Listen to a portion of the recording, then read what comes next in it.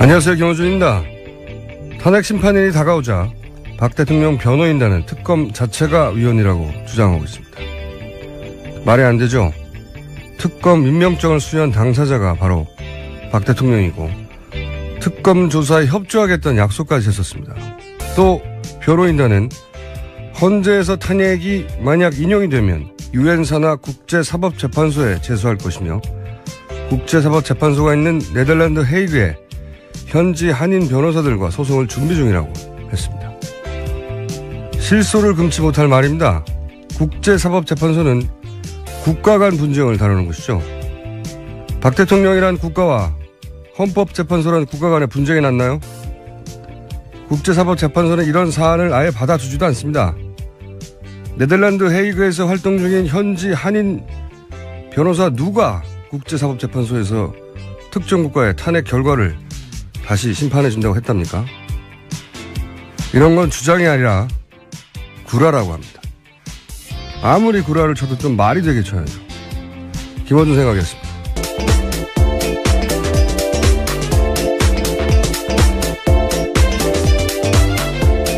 시사인의 김은지입니다. 네. 국제사법재판소. 네네. 박 대통령 변호인단이 워낙 그동안 뻥을 세게 쳐서 웬만한 뻥엔 제가 면역이 돼 있어요. 이건 정말 여태 뻥 중에서도 정말 군계일 뻥이다 이건 정말. 국제사법재판소에서 헌재판 이게 제가 보기에는 가짜뉴스의 소재로 제공하는 것 같긴 한데 여기는 국가 간 분쟁을 다루는 거거든요. 영토 분쟁이나. 예, 그런 사실을 알고도 일부러 그런 주장을 할 가능성이 큽니다. 가능성이 큰 게 아니고 당연한 거죠. 예. 변호사가 한 이야기인데. 이거 외교적 분쟁을 다루는 건데 박사모가 정부는 모르겠어. 그럼 제소를 할 수 있죠. 근데 박사모가 정부라 하더라도 제소할 상대가 없잖아요. 그렇잖아요. 국가 간 분쟁인데. 참네. 탄핵 인용되면 박 대통령은 그냥 개인이에요. 그렇죠. 네, 전직 공무원이에요, 공무원.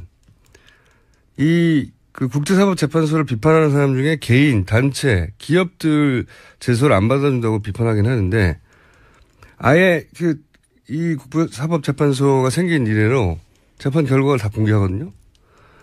홈페이지 가보면 46년인가 47년부터 재판을 시작했는데, 영국 대 알바니아인가요? 국가 대 국가예요, 전부 다. 당연하죠. 그러라고 생긴 건데. 제가 만약에 화성에 제가 소유한 주상 복합 건물이 있습니다. 뭐 이런 말을 했다고 쳐요. 그러면 기사에 그냥 실어줍니까? 말도 안 되는 소리라고 하지. 그러니까 이거는 언론이 그냥 받아 써주는 게 말이 안 되는 거예요. 말이 안 되는 주장을 했는데. 더구나 법을 가장 잘 아는 변호사가. 게다가 더 웃긴 거는 헤이그에서 활동 중인 현지 한인 변호사들과 소송을 준비 중이라고. 한 발 더 나간 뻥이죠, 이게. 정말 가짜뉴스의 그 행태를 그대로 띠고 있는 것 같습니다. 그러니까요. 헤이그에서 활동 중인 현지 이런 말을 하면, 아, 그래요? 헤이그에 활동 중인 현지 변호사 사무실 연락처 좀 달라고 기자들이 물어봐야죠. 있을 리가 있습니까, 이런 사람이? 아, 정말. 최순실 씨 같은 경우에도 유엔 인권위에다가 자기 인권 침해 당했다고 제소한다 그랬었거든요. 그러니까 이제 가짜뉴스의 소재이고 예. 부당하다는 걸 말하려는 건데 이런 얘기를 하면 되물으면 되잖아요. 헤이그 한인 변호사는 누군가요? 한 번만 물어보면 됩니다. 나올 리가 없거든요. 설사 헤이그에 활동 중인 현지 한인 변호사가 있을 수 있다 하더라도 더군다나 그 사람은 여기에 이 탄핵 결과를 가지고 국제사법재판소에 갈 수 없다는 거를 당연히 다 알죠. 이걸 왜 몰라요? 야. 이런 뻥을 칩니까? 이런 뉴스를 그냥 고스란히 실어주는 게 문제예요. 아, 정말. 자, 첫 뉴스는 뭡니까? 네, 국가정보원이 어제 헌재 정보 수집한 사실은 있다라고 인정을 했는데요. 어제 열린 국회 정보위에서 이병호 국정원장이 밝힌 바라고 김병기 더불어민주당 간사가 브리핑했습니다. 그러니까 헌재를 담당하는 조직과 인력 존재하고 정보 수집 행위 있었다 이렇게 인정을 한 거죠. 정보 수집은 했는데 사찰을 안 했다? 네, 그렇게 해명하고 있습니다. 왜냐면요, 사찰이라고 하면 도청을 하든 미행을 하든 그런 게 있어야 하는데 절대 그런 건 없었다. 이렇게 이병호 원장이 주장하고 있거든요. 사찰의 정의가 도청과 미행이에요. 카톡 보면 어떻게 돼요? 카톡. 문자를 보거나 통화 내역을 확인하거나. 예전에 그 이탈리아 해킹팀의 제품, 네, 제품. RCS요. 예. 예. 그 제품은 뭐 한다고 하고 했습니까? 네. 그리고 이유가 더 재밌어요, 이유. 아니, 헌재 재판소를 왜 정보 수집을 하느냐 했더니 이제 대공, 뭐 이런 얘기 했는데, 헌재 공산당이 있다는 얘기입니까? 대공이 왜 나와요, 여기서. 네. 웃긴 변명이라고 생각이 드는데, 국가정보원이 아니라고 할 때, 국가정보원을 압수수색을 한다든지 뭘 할 수가 없잖아요. 네. 이렇게 부인하겠죠, 당연히. 네, 허용된 범위에서만 여기도 한정해서 인정하고 있어가지고요. 쉽지 않습니다, 압수수색. 근데 이제 오히려 SBS가 보도했던 사실관계가 상당 정도 맞다는 건 드러났죠. 거기 실제 지목한 그 4급 직원이 대법원을, 헌재를 담당하는 건 맞다? 네, 올해 초부터 담당하고 있다라고 사실이라고 인정했습니다. 그리고 2013년, 15년엔 법원을 담당한 적도 있고, 네. 이 기간이 왜 중요하냐면 그때 이제 양승태 대법관 사찰 문건 얘기가 나왔으니까요. 사실관계는 맞았어요. 예. 하지만 사찰은 하지 않았다. 정보 수집만 했다. 술 마셨는데, 술 마시고 운전했는데 음주운전은 아니다. 뭐 이런 비슷한 얘기죠. 다만 양승태 대법관 사찰 문건 관련해서는 그 직원이 관계없다 이렇게 밝히기도 하긴 했는데요. 그 직원이 관계없다고 한 건지 그 대상이 양승태 대법관을 이 아니라고 한 건지는 모르겠으나 여하간 뭐 의뢰 예상했듯이 부인했습니다. 예, 속칭 국정원 법조팀 있다라는 거죠. 네. 자, 다음 뉴스는요? 네, 특검 관련된 뉴스인데요. 특검이 김영재 원장의 부인인 박채윤 씨가 지난해 초 우병우 전 수석의 부인과 여러 차례 통화한 기록을 확보했다고 합니다. 그런데 박채윤 씨 같은 경우에는요, 이 사실을 적극적으로 부인했다고 하는데요. 그 이유가 최순실 씨가 우 전 수석의 부인의 휴대폰을 빌려서 자신과 통화한 거다, 이렇게 이야기한 겁니다. 굉장히 재밌는 뉴스예요. 이게 좀 헷갈리는데, 김영재 원장, 네. 골프 치러 갔다고 당일날 아침에 4월 16일 날. 네네네. 네. 4월 16일 날 비선 시술의 혐의로 지목을 받았던 김영재 원장의 부인 박채윤 씨 휴대폰 통화 내역을 보니까 거기에 우병우 전 민정수석 전화번호와의 통화가 있는 거죠. 그래서 특검이 우병우 전 민정수석하고 통화한 거 아니냐 그랬더니 아니다 하고 자기는 절대 아니라고. 예, 자긴 그런 기억이 없다라는 거죠. 그런 기억이 없다가 아니라 자기는 모른다는 거죠. 예. 모르고 나서 근데 왜 통화 기록이 있냐고 그랬더니 그때 마침 우병우 전 민정수석과 같이 있던 최순실 씨가 부인과요. 예.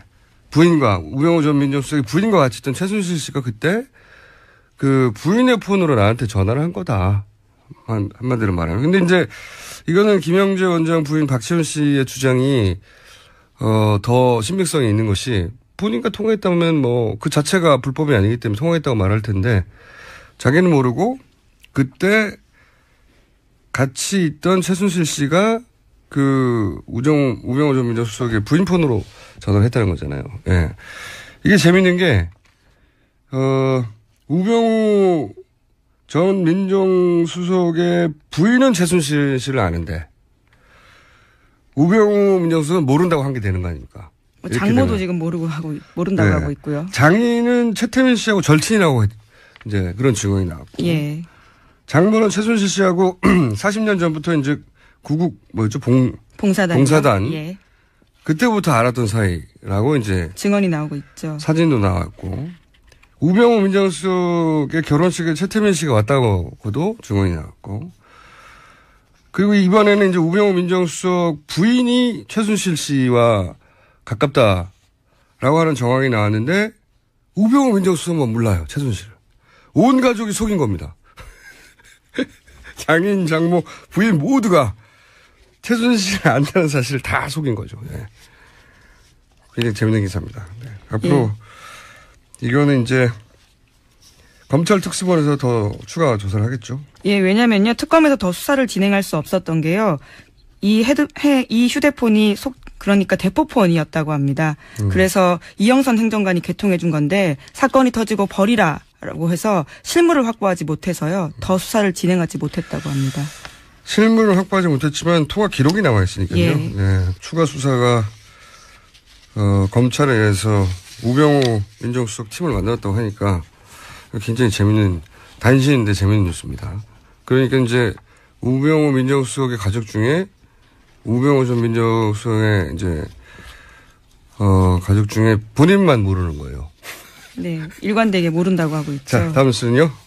네, KBS가 메인 뉴스에서 최순실 게이트, 박근혜 게이트 관련된 특검 수사 결과 발표를요, 한 꼭지만 처리했다고 미디어 오늘이 보도했습니다. 그리고 대신해서 같은 날 북한 보도만 10꼭지를 했다고 해서요, 대비되고 있고 이에 대해서 KBS 내부에서도 비판이 나오고 있다는 겁니다. 특검 수사 결과 발표를 모든 언론이 크게 받았는데 여기는 한 꼭지인데 그것도 8번째인가 9번째 뉴스였고요. 예, 나머지는 다 북한 뉴스입니다. 북한 뉴스가 10꼭지. KBS 뉴스를 보면 곧 전쟁이 납니다, 우리가. 이게 이제 권력이 아직 살아있다는 방증이죠. KBS가 이러는 건. 예. KBS가 뭐 북한 뉴스가 10배가 중요하고 특검 관련 발표는 10분의 1밖에 안 된다고 스스로 판단했겠어요. 네. 뉴스 데스크가 아직 권력 하에, 영향력 하에 있다는 거죠. 원래 이 부정한 권력 스스로 물러나는 법이 없습니다. 자, 다음 수는요. 네, 또 특검 관련해서요. 박영수 특검의 부인이 관련 집회로 혼절하는 사태까지 빚어졌다고 CBS가 보도했습니다. 특검 관계자 말에 따르면 지병을 앓고 있던 박 특검 부인이 집회로 인한 스트레스를 받으면서 결국 쓰러졌다라면서요. 잠시 외국으로 나가는 방안까지 검토 중이다. 이렇게 밝혔습니다. 그러니까요. 이건 경찰이 뭐 하나 몰라요. 예전에 세월호 관련 해서 집회가 있으면 세월호 그 노란 리본 있지 않습니까? 그것도 압수했었어요. 경찰이. 그런데 이 방맹이 들고 지금 특검 집 앞에서 휘두르는데 그냥 둔다는 거 아닙니까? 말이 안 되는 거죠. 네. 이 배지로 뭘 합니까? 그것도 압수했었는데 지금 경찰은 이 친박 집회에 대해서 대단히 관대한 건 명백한 사실이에요. 예. 역시 권력이 아직 살아있다는 방증 중에 하나죠. 다 수사에는 다 입건해야죠. 당연히. 예. 네, 또 특검 같은 경우에도요. 가처분 신청했거든요. 집회 금지해달라고요. 27일에 했는데요. 그 신문 같은 경우에는 6일에 열렸습니다. 그리고 아직까지도 결과가 나오지 않는데 말도 안 되는 거죠. 예, 이런 건 빨리빨리 해줘야 되는 이익이 있음에도 불구하고 가처분 심리인데도 굉장히 느리게 진행되고 있는 거죠. 일부러 그런데 다 권력이 아직 살아있다는 겁니다. 예, 박 대통령의 권력이. 자, 다음 뉴스는요. 네, 김종인 전 더불어민주당 비대위 대표가 어제 탈당의 뜻을 공개적으로 표시했습니다. 그리고 나서 기자들과 만나서 대선 출마를 배제하지 않느냐라는 질문에 대해서는 그건 마음대로 생각하시라라고 이야기를 했고요. 또 새로 교섭단체를 만들려고 하는 정황도 보인다고 합니다. 간만에 대선 읽힌 뉴스가 나왔네요. 이 김종인 전 대표 관련 뉴스는 항상 개헌이라는 단어를 세트를 읽어줘야 되는데 한번 얘기를 제가 며칠 전에 한 것 같은데 개헌 이슈는 원래 개헌을 고리로 친박, 친문 제외 다 모여라 이거였거든요. 제3지대니 뭐 빅텐트니. 그러다가 이제 탄핵 국면에서 이게 바뀝니다. 친박은 포함하는 걸로. 자유한국당, 바른당, 국민의당이 공동으로 개헌 전선을 만들어서 민주당 후보와 대결구도를 만든다. 이렇게 바뀌어가고 있는 중이에요. 왜냐하면 지금 현재 민주당 세가 워낙 지지율이 잘 나와서 근데 이제 자유당, 바른당, 국민당만으로는 200석이 안 되거든요. 개헌선. 여기에 그래서 민주당의 비문 세력이 합해져야 된다. 그러면 200석이 넘어가요. 개헌선이. 그 비문의 구심점이 김종인 전 대표다. 그래서 계속 김종인 전 대표를 거론해 왔던 건데 이제 그림은 김종인 전 대표가 그러면 이 비문 세력을 이끌고 탈당을 해서 본인만의 세력을 만들어서 그러기를 바라는 사람들이 있겠죠. 네. 그리고 나서 민주당 대 나머지 세력의 그 고리를 개헌으로 잡는 거죠. 이렇게 전선을 만들려고 하는 건데 이제 그 과정에서 특별한 주자가 없으면 본인이 직접 그 연대 대선 주자가 될 수도 있는 거 아니냐. 뭐 이런 전망이 나오는 거고요. 근데 정치인이 이제 큰 그림을 그리는데 그리고 그 큰 그림 속에서 자기 뜻을 펼치겠다는 게 나쁜 게 아니죠. 모든 정치인이 다 그렇게 하죠. 예. 근데 제가 이 탈당 뉴스 관련해서 재밌었던 대목은 국론이 양분되어서라고 하던데 우선 국론이 양분이 비율이 안 맞아요. 예, 8대2예요. 양분이 아니고. 근데 어쨌든 본인이 그래서 국민 대통합을 이루겠다. 이게 탈당의 명분이에요. 국민 대통합. 설사 국론이 5대5로 양분되었다고 해도 본인이 뭐라고 국민 대통합을 합니까? 여러 당을. 국민 대통합의 상징성이 본인한테 없는데 저는 이 명분이 좀 웃깁니다. 네. 국민 대통합이 필요하다고 쳐도 그게 왜 본인이에요? 네. 하여튼 김종인 전 대표 관련 뉴스는 항상 개헌을 키워드로 같이 읽어줘야 됩니다. 네. 여기까지 하고 자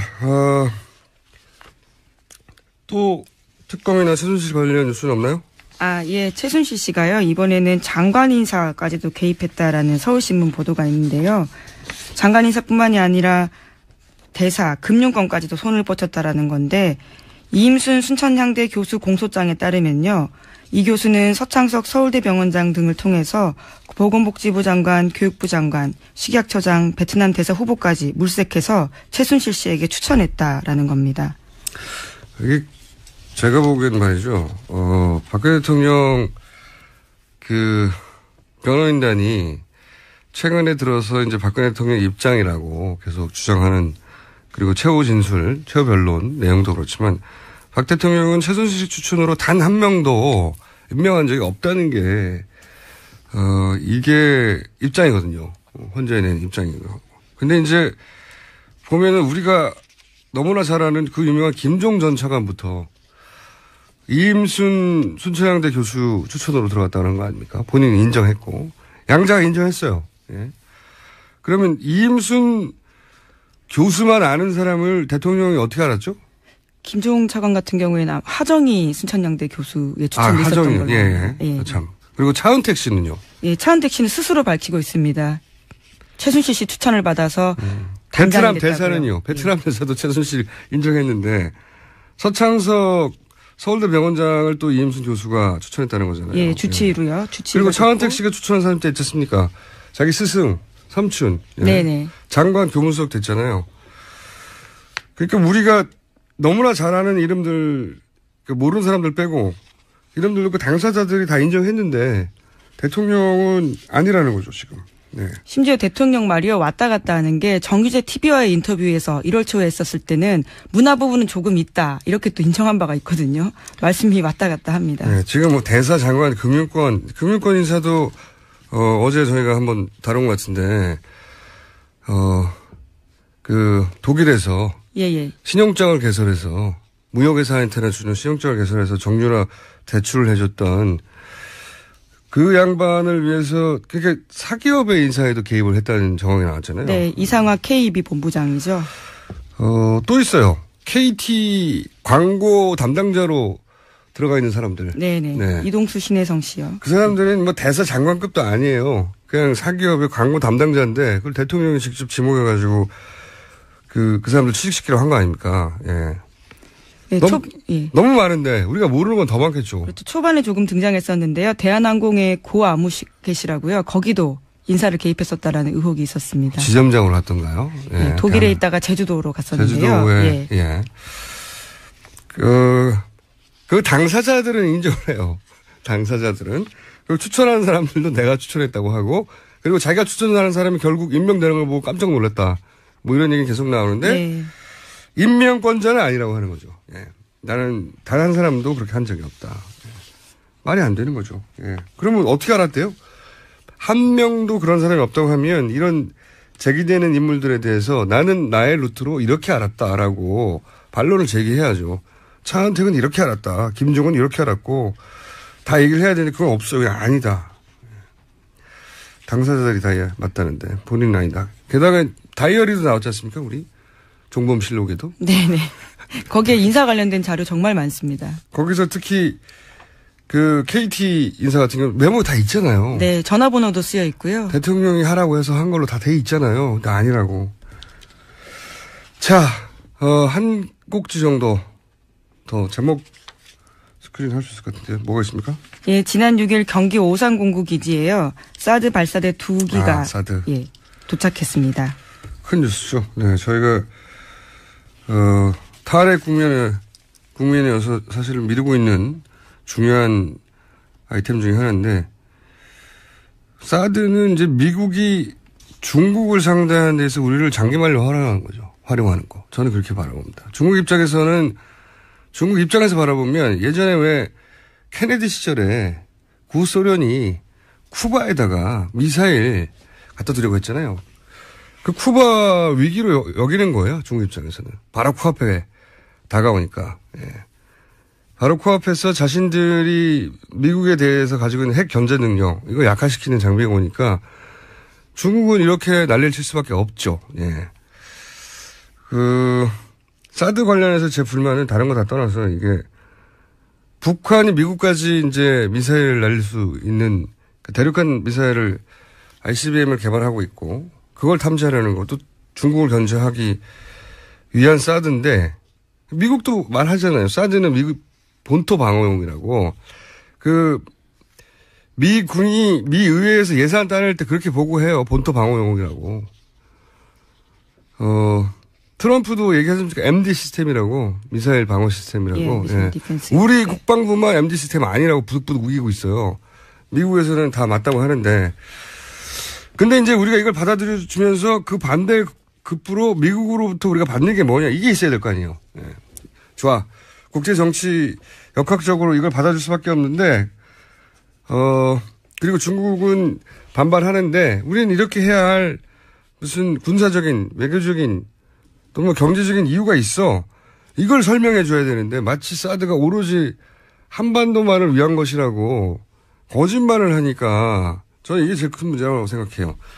이런 손실이 있고 이런 이익이 있는데 이걸 따져봐라. 이렇게 말해야 되는데 다 아니라고. 미국이 우리를 위해 설치해 주는 거라고. 말도 안 되는 소리죠. 아니 사드가 우리나라만을 위한 건데 미군이 왜 자기 비용으로 설치합니까? 예. 네, 미국은 자기 이익이 없는 곳에 자기 돈을 안 써요. 말도 안 되는 소리인데 그런 얘기를 하니까 화가 나는 거죠. 예. 미국이 우리한테 이런 걸 요구했고 우리는 그걸 내주고 거꾸로 우리는 이걸 받는다. 그런 설명을 안 하니까 화가 나는 겁니다. 기본적으로. 이 얘기는 이제 탄핵 이후에 저희가 본격적으로 다뤄보기로 하죠. 자, 오늘 여기까지 하겠습니다. 시사인의 김은지였습니다. 감사합니다. 나라 걱정 이전에 당 걱정이 심각한 상황입니다. 이혜원 의원 나오셨습니다. 안녕하십니까. 안녕하세요. 네. 바른정당 분위기가 불안불안할 것 같아요. 헌재 판결이 난다 하면서 계속 안 저희가 나니까. 사실 어제 전까지만 해도 저 같은 경우는 네. 탄핵에 대해서 의심한 적이 없거든요. 단 한 번도. 예. 네. 뭐 1%도 의심한 적이 없는데 갑자기 어제 선고 기일이 미뤄지니까 네. 그동안 우리가 이런 일이야 설마 없겠지 했던 그 설마가 사람 잡는 거 아니야? 막 이렇게 좀 걱정이 돼요. 당내도 그런 분위기가 있어요? 예. 근데 그 설마가 뭐냐면 헌재 재판관들끼리는 네. 평결은 그냥 각자 자기 소신을 얘기하는 거니까 그거는 예. 뭐 만장일치가 될 필요는 없고 예. 표결로 몇 대 몇 하면 되는 거 아니에요? 네네. 그냥 6표만 넘으면 되는 거니까. 네. 아니 6표, 5표 어쨌든 3분의 2. 6표, 예. 뭐 7입이 되든 8이 되든 달라지는 거니까. 근데 이제 만장일치 합의를 이뤄야 된다는 게 선고 기일 지정이라는 거였잖아요, 원래부터. 네. 그래서 만약에 이제 대통령 측을 편들어주는 엑스맨이 있다면 그 엑스맨들이 쓸 가장 좋은 전략은 뭐냐?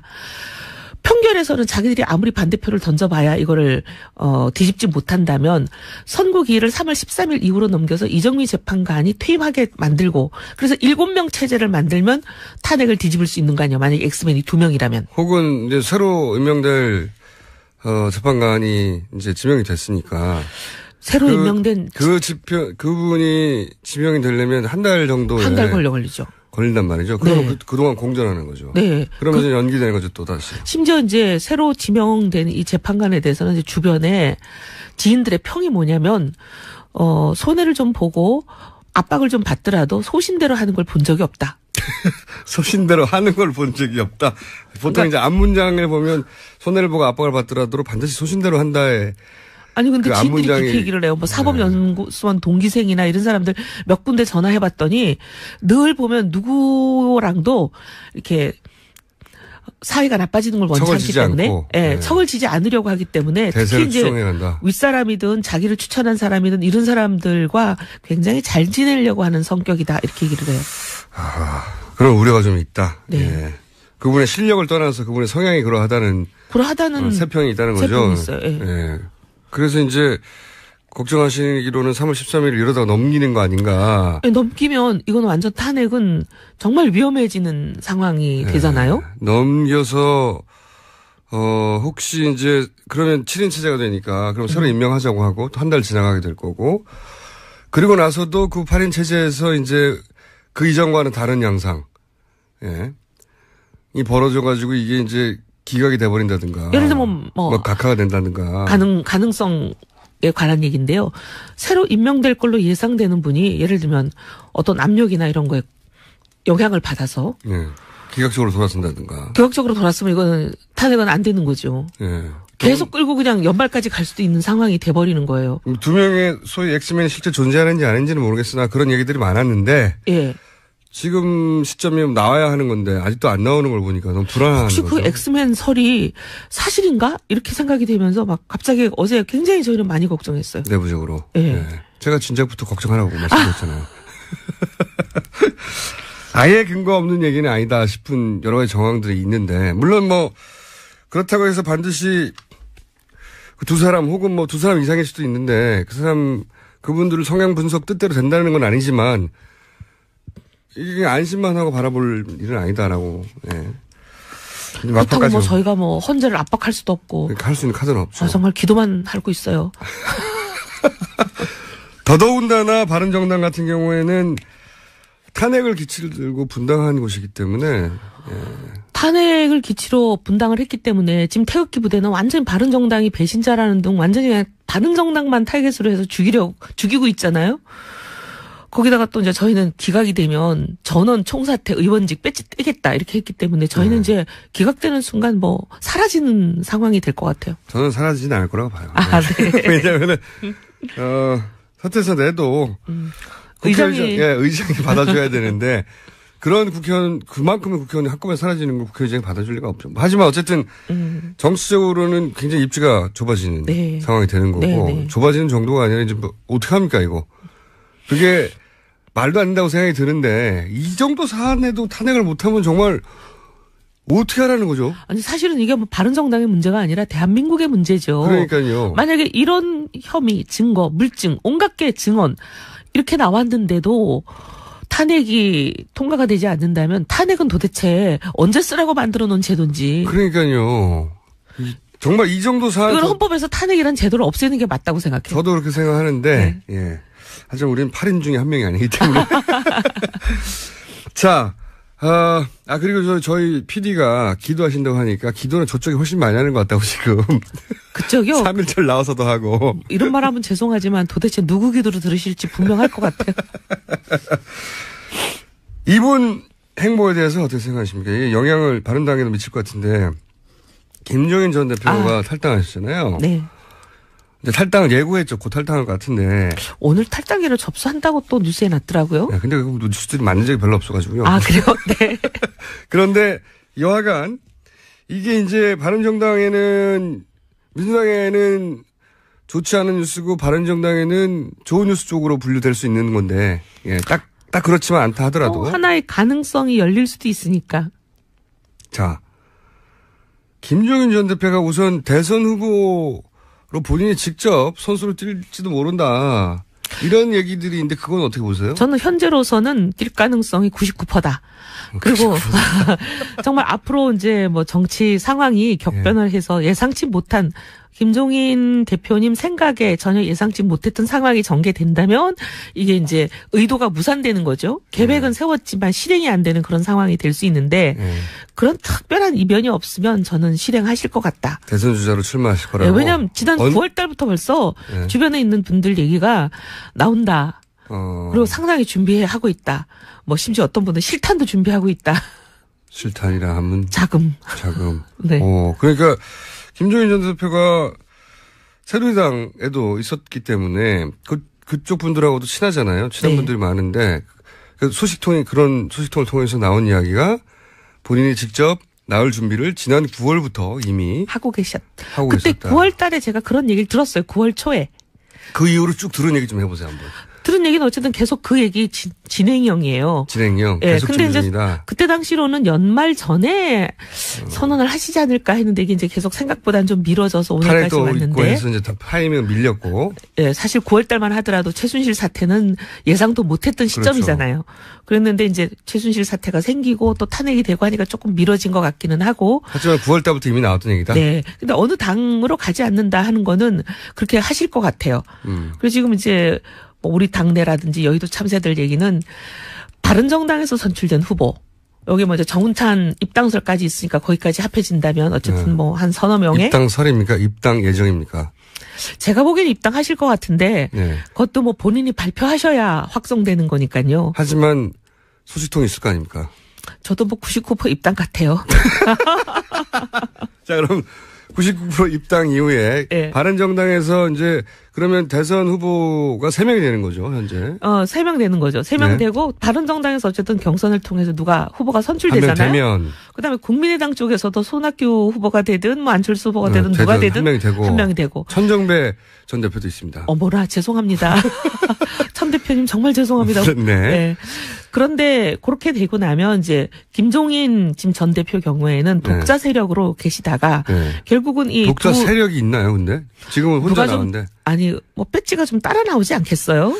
글쎄, 그게 쉽지 않을 것 같은데요. 최소한 진영 의원 정도는 따라 나오지 않겠어요? 그렇다는 얘기는 하긴 하죠. 요즘. 네네. 네. 어쨌든 뭐 2명이면 뭐 세력으로 봐드리죠 뭐.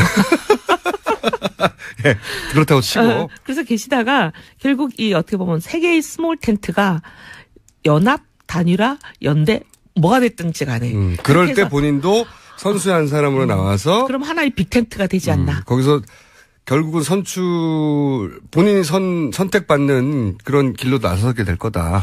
그런 얘기네요. 지금 그게 이제 김종인 전 대표의 내심 생각하고 계시는 구상이 아닐까. 저도 비슷하게 생각합니다. 네. 그러면. 상식적으로 보기에 그렇게 보이죠? 네. 다들 뭐, 그런 정도 외에는 길이 없잖아요. 본인이. 다른 길은 상상력 부재인지 제가 잘 머리에 떠오르지 않아요. 본인이 정당을 만들 수도 없고. 네. 그러기엔 시간은 너무 없고요. 그리고 본인이 다른 당에 들어가기에는 본인이 생각한 본인의 위상.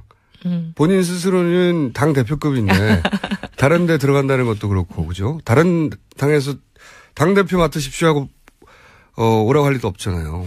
그것도 그렇고. 다들 그렇게들 생각하시는 것 같아요. 그러니까 어느 정당으로는 가지 않겠다. 어떤 정당으로든. 그 말씀이 다 믿어지는 거죠. 네. 그래서 본인이 밖에 있으면 그냥 자기가 나 대선 후보야 하면 그냥 대선 후보 되는 거니까요. 경선도 할 필요 없고. 경선도 필요 없고. 예. 제가 보기엔 경선하면 집니다. 당내에서. 어디 들어가서 하든 간에. 다 져요. 그런데 그렇게 선언을 해서 이제 본인도 선수한 사람으로 뛰어들 가능성이 99%다. 그런 얘기면 오래됐다 이미. 예. 9월 달에 그 얘기 들었을 땐 되게 충격이었어요. 네. 뭐 심지어 실탄 얘기까지 나와서. 실탄. 그 정도까지 구체적으로 계획을 세우시나? 네. 이제 이게 뭐 소문이니까 그렇게 생각했었는데 점점 시간이 지나면서 나오시는 길로 가는구나. 그렇게 생각했죠. 드디어 이제 직접 행보를 한 발 뗐구나. 네, 거기다가 어떻게 보면 울고 싶은데 뺨 때려준 격으로 민주당이 또 상법 개정안까지 거의 날려버렸잖아요. 네. 저는 그건 이해를 못하겠어요. 왜 그랬는지 민주당이. 그렇게 개혁 얘기하면서. 네. 특히나 이번 최순실 사태로 보면 얼마나 재벌의 구조개혁이 필요한지 절실한지 온 국민이 공감을 하고 있는데. 민주당을 깔 수 있는 타이밍이니까 마음껏 공격하세요. 그건 뭐 민주당 의원들이 나오면 나중에 얘기하겠죠. 근데 제가 더 궁금한 것은 이거예요. 그 바른정당에서 혹은 의원님이 보시기에 대선 후보로서의 경쟁력은 있다고 보십니까? 독자적인? 누구 김종인 전 대표요? 네. 사실 대문 참 잘하실 분인데 네. 우리 정치의 비극은 대문 잘하실 분들이 꼭 잘 되기가 어렵더라고요. 대문 잘하실 분에 동의하는 분도 있고 동의하지 동의 않는 안 하는 분도 있겠지만 네. 어쨌든 제가 궁금한 것은 지지율이 나오겠냐 이겁니다. 한마디로 말하면. 제가 이제 함축적으로 말씀드렸잖아요. 대문 잘할 분들이 꼭 보면 되게 어려운 게 지지율이 잘 안 나온다는 뜻이죠. 지지율은 안 나올 것이다. 네. 치명적인 이야기네요. 자, 정운찬 그러면 전 총리죠. 네. 예. 정치인들은 항상 직전에 가장 높은 직책을 불러줘야 되니까. 정운찬 전 총리는 얘기가 거진되어 가는 중인 걸로 지금 보이는 건데 그러면 그죠? 정운찬 총리 입장에서도 선택지가 많지 않은 것 같아요. 그렇죠. 네, 왜냐하면 국민의당으로 감정적으로 틀어진 것 같고요. 아유, 개문발차라고 얘기하는데 얼마나 모멸적이에요. 개문발차가 뭐예요? 원래 그쪽으로 가야 할 여러 가지 가능성을 마음이. 타진하고 계셨던 것 같아요. 네. 저희 방송에도 나오셨는데 그때만 하더라도 국민의당으로 많이 기울어진 듯하게 얘기를 하셨는데 그 사이에 그때는 저희가 어떻게 보면 구애를 잘 안 했던 때거든요. 네. 절로 가겠거니 하고 있었구나. 아, 근데 우리 사람인 줄도 모르고. 그래갖고 막 창당하고 뭐 하는데 완전히 그냥 정신이 팔려가지고 그러고 있다가 이제 좀 정신을 차려서 정운찬 후보 정도면 우리랑 비슷한 길 아닌가? 우리가 영입을 하고 모셔오려고 노력을 해도 가능성이 있는 분이다. 이런 생각들을 이제 서서히 하면서 이 사람 저 사람이 많이 얘기를 한 것 같아요. 바른정당에 오시는 길이 살 길이다. 근접했군요. 네. 그래서 그런데 지금 문제는 말이죠. 정운찬 전 총리도 합류하게 된다 하더라도 현재 바른당 후보들이 너무 바닥이에요. 지지율이. 뭐 어쩌겠어요. 지금 나라가 완전히 양극단으로 양분돼가지고. 양극단 아니에요. 8대2. 8대2. 많이 봐도 8대인데. 8대인데 이제 제 얘기는 비중이 똑같다는 뜻은 아니고 양쪽이 갈라지면서 서로가 굉장히 극성스러운 사람들이 빨아당기고 있는 거잖아요. 그러니 중도가 이게 뭐 설 자리가 없어요. 양쪽이 다 땡겨가가지고. 지난 시간에 한번 말씀드렸지만 저는 그렇다기보다는 바른정당이 항상 그렇게 얘기하는데 80%에 부합되도록 바른정당이 명쾌하게 행동하지 못한 게 아닌가. 이걸 반반으로 해석한 거 아닌가 그런 생각이 들어요. 저는. 사실은 뭐 저희도 그런 점을 인정합니다. 아니 근데 어쨌든 제가 궁금한 건 이거예요. 그래서 당내에서 우리 지금 기존 후보로는 안 되는 거 아니야? 이런 얘기 있잖아요. 아니 근데 그런 얘기를 한 분이 딱 한 분 계시는데요. 네. 전 좀 미련한 것 같아요. 아니 이거는 완전 누굽니까? 자살골이죠. 아니 뭐 언론 검색해 보시면 바른정당 후보 교체론 검색해 보시면 딱 누군지 나오니까 제 입으로 얘기 안 하겠는데. 한 사람의 얘기예요 원래 출발이? 그분만 얘기하셨어요. 어쨌든 공개적으로는. 마음속으로 그런 생각을 가진 사람이 또 있는지는 모르겠지만 공개적으로 언급을 하신 분은 그분인데 근데 그분의 경우는 쟤는 정말 속상한 게 자살골이거든요. 그러면 예를 들면 이 후보로 안 된다 그러면 대체할 만한 다른 대안이 있을 때 얘기하는 게 현명한 거죠. 혹시 김종인 전 대표가 무슨 교감이 있는 분 아닙니까? 그분이 김종인 대표하고 가깝지는 않은데 네. 김무성 대표랑 오히려 가까운 분이죠. 네. 근데 김무성 대표는 안 나온다는 것을 거의 정하신 것 같거든요. 네. 그리고 제가 봐도 김무성 대표님이 지금 나오기는 쉽지가 않은 게 보수정당 후보 적합도 조사 이런 게 막 언론에 보도가 되잖아요. 네. 그런 걸 보면 유승민 의원이 거의 뭐 다른 사람 더블 스코어로 1등이에요. 맞아요. 적합도는 높은데 지지율은 안 나는 상황이죠. 그러니까 이제 보수 후보만 놓고 보면 그렇다는 건데 네. 근데 그런 상황에서 김무성 후보가 나온다고 선뜻 나서기는 어려울 것 같아요. 지지율이 안 나올 거라고 봅니다. 네. 그러니 그럼 김무성 대표로 교체하자고 주장하는 게 만약에 그분의 의도라면 김무성 대표가 나올 수도 없는데 그런 소리를 해가지고 당의 후보를 기스내고 주저앉히는 거야말로 자살골이죠. 간을 보는 거겠죠. 간을 봐도 될 때가 있고요. 보면 안 될 때가 있어요. 그 어쨌든 자구책은 뭡니까? 지금 당내에서 어떻게 해서 띄우자 뭐 이런 얘기 있어요? 저희가 이제 탄핵 이후에 지각 변동을 기대하면서 탄핵 이후를 많이 준비하고 있죠. 별 계획이 없는 것으로 지금 파악되고 있고. 특히 유승민 의원은 네. 뉴스공장에 안 나와서 안 뜨는 거예요. 여기 다 거쳐갔는데 왜 안 나오시나 몰라요. 아, 다 거쳐갔어요? 정말 한 사람도 거의 다 빠짐없이? 거쳐갔어요. 거의 다. 어머, 정말. 그래요? 전정배 전 대표님 죄송하고요. 아, 유력 주자들. 1% 이상은 거의 다. 1% 이상은 예. 남경필 후보도? 그럼요. 2번인가 어머. 3번인가 나왔는데요. 어머나, 그러셔요? 예. 제가 꼭 말씀드리겠습니다. 여기를 거치지 않으면 무망하다. 홍문표 의원이 그런 얘기를 했나요? 홍준표? 홍문종 참. 아, 누가 그런 얘기를 했죠? 뭐라고? 교체해야 된다고 후보. 아니요. 그럼 아니에요? 우리 당내에서 나온 얘기예요. 당내. 아니, 홍문종 의원이야 뭐 자기 당이나 잘할 일이지 1%도 안 되는 사람들만 모시고 계시면서 뭐 3% 넘는 사람 걱정까지 할 필요는 없는 것 같고. 이런 거 오지랖이 넓다고 하죠. 말 나온 김에 홍준표 도지사의 출마에 대해서는 떨떠름 하십니까? 좀 이해가 안 돼요. 아니, 우리나라가 그래도 명색이 법치국가고 하고, 네. 새누리당 시절에, 지금은 이제 자유당이 됐지만, 새누리당 시절에 만든 당원 당규가 그대로 지금 자유당에도 있는 거잖아요. 네. 어쨌든 기소가 됐다. 기소가 됐다는 건 우리나라 검찰이라는 공공기관이 여러 가지 증거랑 모든 걸 수사를 해보니 이 사람이 혐의가 네. 있다. 유죄일 가능성이 굉장히 많다. 라고 해서 기소를 하는 건데 기소가 되는 단계가 되면 당원권이 정지가 되고 어떤 활동도 할 수 없는 걸로 돼 있어요. 근데 제일 중요한 대선 후보가 되는 활동을 지금 기소가 돼 있는 상태에서 무죄가 확정되지도 않은 사람이 한 번은 유죄 한 번은 무죄니까 거의 1승 1패예요. 근데 나오겠다. 이건 좀 이해가 안 돼요. 네. 아니, 거기에 대해서 본인은 여러 가지 할 말이 있다고 하는데, 제 말은 뭐냐면. 본인이야 할 말이 늘 많으시죠. 예, 할 말은 정말 많은 분이죠. 심지어 탄핵 소추가 되신 분도 저렇게 할 말이 많으신데. 제 말은 홍준표 도지사가 출마하게 되면, 바른정당에는 좋은 게 아니지 않습니까? 그죠? 당연히 그렇죠. 예.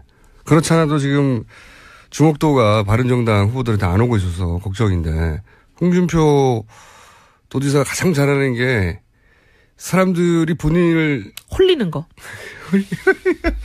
아니 교란 작전이라고 하죠. 찬성하든 반대하든 이목을 본인에게 집중시키는 스킬은 아주 뛰어나요. 그러니까 전혀 본질적이지 않은 문제로 본질을 덮어버리는 그 홀리는 걸 굉장히 잘해요. 일단 쳐다보게 만드는 거죠, 사람들이. 네. 예. 그래서 이제 근데 정치인한테는 쳐다보게 만드는 능력이 필요하잖아요. 유승민 의원한테 왜 그게 없냐? 다시 또 쳐다보게 만드는 능력도 어떻게 보면 필요할지도 모르지만 그게 충분 조건은 아닙니다. 근데 그분은 그거 말고 뭐가 있나 궁금해요. 쳐다보게 만든 다음에 말싸움도 잘해요. 그게 쳐다보게 만드는 거죠. 그분의 네. 스킬이잖아요. 스킬이죠. 예. 뛰어난 스킬이죠, 아주. 예. 거기서부터 지금 제가 보면 유승민 의원하고 홍준표 도지사하고 토론을 붙으면 그게 냉정하게 그 사실관계를 떠나서 홍준표 마치 도지사가 이긴 것 같은 느낌을 줄 거예요. 근데 우리 국민들이 이제 그런데 속지 말아야죠. 그런데 속아가지고 지금 나라가 이 꼴이 되는 걸 보면서도 또 속으면은 저희도 정말 미래가 없습니다. 민주당에서 몇 명 정도 탈당할 거라고 바른정당에서는 개헌 때문에 아니면 김종인 전 대표를 따라서는 아까 제가 말씀드린 분 말고는 정도? 아니 그분 말고는 제 머리에 떠오르는 이름이 없어요. 사실 더 이상 킹메이커를 하지 않겠다고 말하는 순간부터 그런데 대선에 역할을 하겠다고 했으니까 할 역할이 뭐 있습니까? 본인이 직접 출마하는 거죠. 그렇죠. 제가 보기에는 그때부터 계획을 세우셨던 것 같아요. 그러니 9월 달에는 굉장히 구체적인 얘기가 지인들 사이에서 나오는 거잖아요. 총안을 얼마나 준비했답니까? 아니 이제 그런 구체적인 얘기는 없고 대선 후보는 자금도 있어야 된다. 그러니까 그런 말들이 이미 나왔었다. 자금도 있어야 된다고. 네. 대선이 그냥 아무것도 실탄 없이 되는 건 아니지 않느냐. 준비된 후보다 이런 얘기들을 많이 하셨어요. 준비된 후보다까지. 남 얘기할 때가 아닌데 바른정당 탄핵이 인용된 이후에 만약 인용된 이후에는 자유한국당과 바른정당의 포지션이 확 바뀔 거 아닙니까? 라고도 전망하고 있죠. 바른정당 내에서도. 그렇죠? 저희는 그걸 기대하고 있죠. 왜냐하면 상식적인 사회라면 대한민국이 탄핵이 인용이 됐는데 소위 자유당이 설당이 있다면 그건 대한민국에 문제가 있는 거 아닌가요? 그래서 탄핵이 인용되면 틀림없이 어쨌든 양쪽 중에 힘이 이쪽이 더 셀 것 같아서 자유한국당을 지지하는 지지자들이 이제 일로 넘어올 것이라고 하는 기대를 가지고 있는 거죠. 그러기도 하고 탄핵에 찬성표를 던져놓고 지금 그 안에 있는 그분들이 거기 있을 수가 있겠어요? 탈당도 할 것이다. 아니 탈당을 안 하면은 그분들은 왜 정치를 하는 거며? 탈당 몇 명 할 걸로 얘기되고 있어요 지금. 왜냐하면 30몇 명이 지금 거기에 찬성표를 찍어놓고 앉아 계시는 거잖아요. 그러면 그 작업도 숫자를 딱 계산하면 66명이 찬성표를 민주당 그렇죠. 이외에서 찍었다고 생각이 되는데 물론 일일이 확인한 건 아니지만 근데 문제는 그럼 우리가 32명이니까 적어도 저쪽에 더 많이 남아 있는 거 아니에요 우리보다? 그렇죠. 예, 우리보다 더 많이 남아 있는 저분들은 도대체 뭔가요? 그러면서 지금 당론은 탄핵은 되면 안 된다. 그다음 대통령은 죄가 없다. 이런 식의 대세에 휩쓸려 가지고 그냥 가만히 계시는 거잖아요. 그럼 왜 탄핵을 찬성하신 건지. 힘을 여전히 친박이 가지고 있다는 거죠. 당내에서. 네. 그러니까 그분들은 거기에 계속 있으시면은 안 되죠. 정치 도의상. 그러면 그분들이 탄핵 인용과 함께 탈당할 거라고 전망 정도가 아니라 접촉이 있습니까? 접촉은 뭐 이제 개인들끼리 335 친한 의원들 통해서 뭐 우리가 언제 가야 돼? 언제 나오면 좋은 거야? 뭐 이런 얘기들을 하신다 그래요. 언제 가면 좋은 거야? 네. 그런 얘기가 뭐 있기는 하지만 구체적으로 뭐 그런 게 한 30여 명 된다. 아니 그런 접촉을 하는 사람이 30여 명이라는 얘기가 아니라 접촉을 하는 사람은 몇 명인지 안 쉬어봤는데 접촉을 해야 될 사람이 30몇 명인 거죠. 그렇군요. 탄핵 결과에 따라서는 이제 확 바뀌겠군요. 확 바뀌기를 기대하는데 우리 대한민국이 제발 좀 이제 정상성을 회복했으면 좋겠어요. 자, 오늘 여기까지 하고요. 네. 탄핵을 위해서 기도 중이신 이혜훈 의원이었습니다. 다음 주에 뵙겠습니다. 감사합니다. 저는 김어준이었고요. 잠시 후 3부에서 다시 뵙겠습니다. 박근혜 대통령과 최순실 씨가 경제 공동체라고 발표를 했습니다. 이 두 사람의 관계를 제대로 이해하려면 시간을 한참을 거슬러 올라가야 하죠. 그리고 가족이 아니면 알 수 없는 내용도 많습니다. 해서 오늘 저희가 이분을 어렵게 모셨는데요. 조순재 녹취록으로 알려진 조순재 씨, 최태민 씨의 의붓아들이죠. 장남 조용래 씨 스튜디오에 직접 나오셨습니다. 안녕하십니까? 네, 안녕하십니까? 네. 어려운 걸음 해주셔서 감사하고요. 우선 최태민 씨 가족관계가 워낙 복잡해가지고 간단하게 그것부터 정리를 좀 해보죠. 아버지 조순재 씨가 최태민 씨의 의붓아들이죠. 네, 그렇습니다. 네. 여기서 의붓아들이라는 건 그 최순실 씨의 모친 임선희 씨. 네. 예, 본인에게는 할머니 되시는 거죠? 네, 그렇습니다. 그런데 이제 최태민 씨와 재혼하기 전에 이전 혼인에서 낳은 아들 이렇게 되는 거죠? 예, 그렇습니다. 첫 번째 결혼하셔서 낳으신 첫 번째 자식이고 첫 아들이에요. 장남이시고. 네네. 예, 관계가 그렇습니다. 소위 이제 조순재 녹취라는 게 지난 2007년 한나라당 경선 당시에 등장을 했습니다. 이 내용이 박근혜 후보가 무능하다, 부도덕하다, 그리고 최태민 씨와의 사적인 관계, 그리고 박정희 자금은 어떻게 되었다, 최태민 일가는 재산을 어떻게 축적했다, 무려 9시간에 걸쳐서 진술한 내용의 녹취록이고, 이게 이제 대중적으로 제대로 알려진 건 이번 게이트를 통해서입니다. 우선 조순재 녹취록을 작성한 조순재 씨 아버지는 박정희 대통령 그리고 최태민 씨하고 어떤 관계 속에서 일을 했나요? 거기서부터 시작해보죠. 이전에 공보부 장관이셨던 그 이원우 장관 비서관을 하셨어요.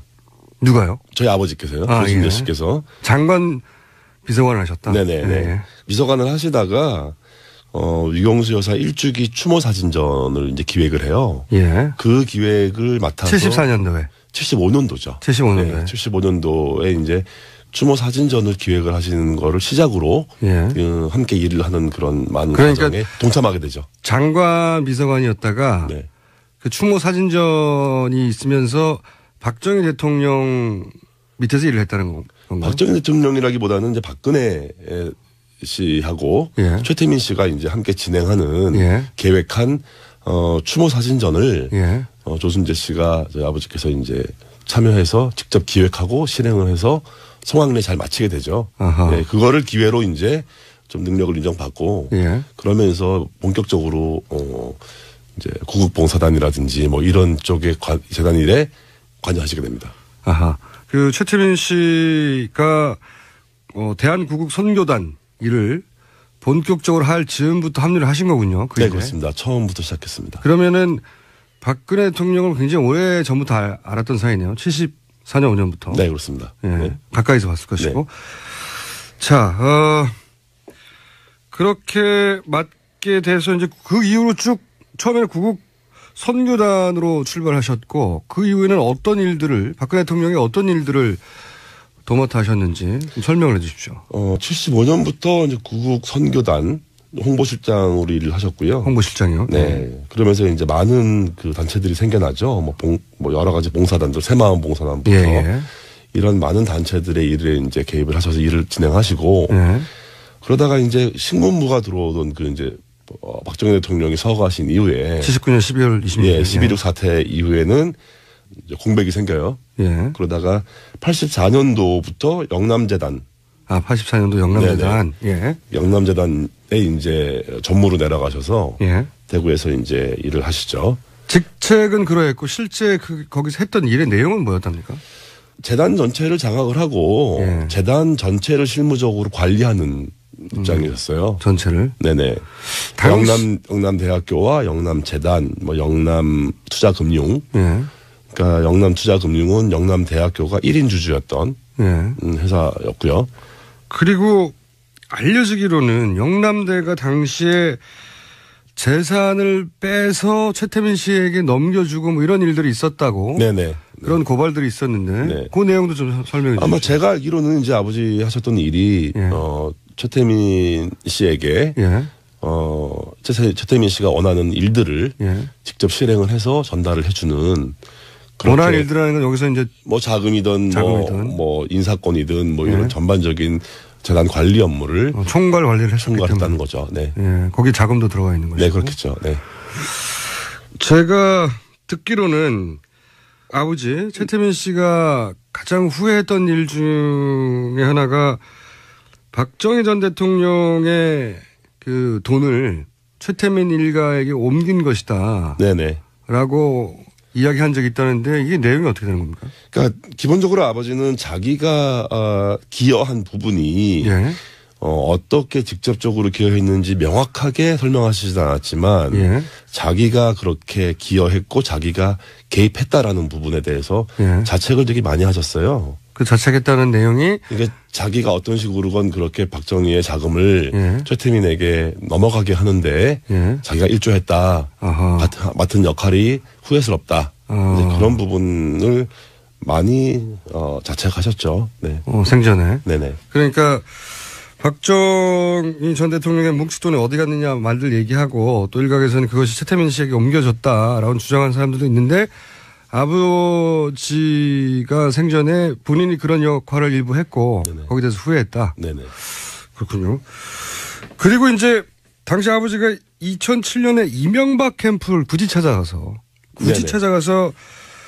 박근혜 당시 후보가 대통령이 되면 안 된다고 얘기하면서 굉장히 오랫동안 진술을 했고 그것이 지금까지도 남아있는 소위 이제 녹취록입니다. 조선제 녹취록. 왜 일단 여기 찾아가게 된 배경도 조금 있죠. 예. 이제 박근혜 대통령 후보가 예. 당시 아버지를 모른다라고 얘기했던 부분. 처음에 거기서부터 시작합니다. 네, 거기서 시작합니다. 이제 거기에 대한 분노, 자신의 일생이 해왔던 일이 부정당하는 비애. 75년부터 했는데. 네, 그렇습니다. 네, 그런 거가 많이 있었고요. 아버지가 그런 녹취를 남기거나 증언을 해야겠다. 그래서 검증 과정을 다시 한번 좀 치밀하게 해서 박근혜 후보가 되는 거를 좀 막아야겠다 하는 의도는 분명하셨고요. 근데 그래서 이제 그쪽 이제 접촉을 했고 그 과정에서 당시 한나라당의 이명박 캠프 당직자들도 굉장히 적극적으로 아버지한테 이제 증언을 해달라 요청을 하고 찾아오고 이렇게 해서 증언이 이루어지죠. 예. 근데 이제 그 내용들을 보면 한마디로 요약하면 박근혜 대통령 후보는 대통령감이 아니다라는 얘기가 큰 덩어리예요. 네네. 그다음에는 이제 재산 관련된 이야기가 또 있는데 그리고 이제 최태민 씨와의 이제 사적인 관계. 네. 최태민 씨와의 사적인 관계는 본인은 잘 모르실 테고 그렇죠. 그렇죠. 예. 예, 모르실 테고 특히 이 박근혜 대통령이 대통령감이 아니란 얘기는 생전에 아들한테 했을 법도 한데요. 많이 하셨죠. 네. 왜 대통령감이 아니라고 하셨어요? 기본적으로 거짓말이라는 부분인데요. 거짓말이요? 예, 사람이 거짓말을 한다는 게 그 거짓말을 하면 표가 나게 돼 있거든요. 예. 근데 전혀 표 안 나고 자신조차도 진실이라고 믿고 하는 거짓말. 아, 그렇게 표현하셨어요? 네네. 그래서 그런 그 지독한 거짓말을 하는 사람이 지도자가 됐을 때, 불행한 나라, 비극의 나라가 될 거다. 그런 거에 대한 게 있으셨고, 오랫동안 같이 일을 하면서 이제 아버지가 겪은 박근혜 씨. 네. 이사장으로 있었고, 본인이 실무를 총괄했으니까. 그러니까 업무적으로 능력이 없음.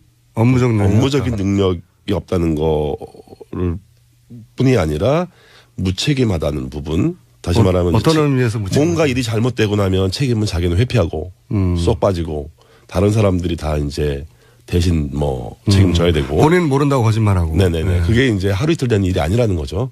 아, 그래서 결국은 그 평생 도와준 자기도 모른다고 한 것에 이제 폭발하신 거군요.